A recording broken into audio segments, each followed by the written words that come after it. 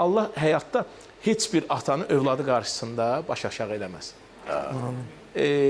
Övladı, hamı istəyər ki, övladı yaxşı böyütsün.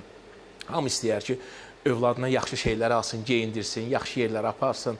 Amma indi həyat elə bir şeydir ki, hamı eyni mövqedə və yaxud da ki, yerdə dayanmayıb. Hər an imkanına daxil bir yerdədir.